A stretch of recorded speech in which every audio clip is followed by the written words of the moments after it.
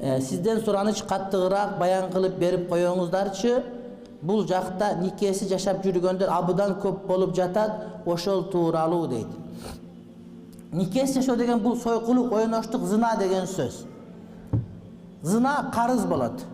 Карыз кайтып келет сөзсүз түрдө.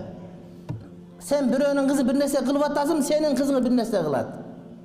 Кызың жокпу, эжең кылат. Эжең жокпу, апаң. Атаң болсо деле. Ойлоба сен апаң жолук салса эле аман калып калат деп. Көздү мончок жерде калбай турматты бир тууганым, өзүң билбейсиң. Апаң каалабаса бир зорттап кетиши мүмкүн. Эсиңен чыгарбы ушуну. Пайгамбарыбыз алейхиссаламга бир жигит келди. Келишкен жигит. Намаз окуган жагат, орозо кармаган жагат, бардыгы сон ислам. Бир гана нерсе ушу кыздарга тийишпе, кыздар менен сүйлөшпө деген оор келет. Пайгамбар мага уруксат берип коюң, илтимас, ушу мен кыздар менен жүрө берейинчи.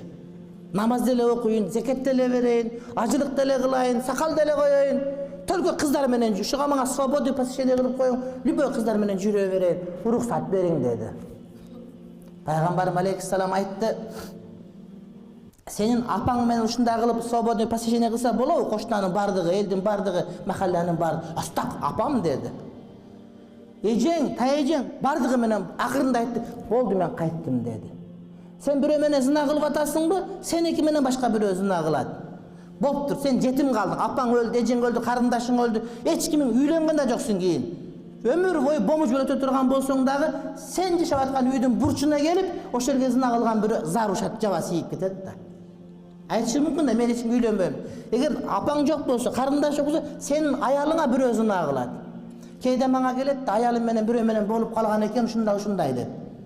Анан отур деп демен бас чай берип айтам, сен таптаза периштедей ушундай бир кандайсың десем, деп баштайт.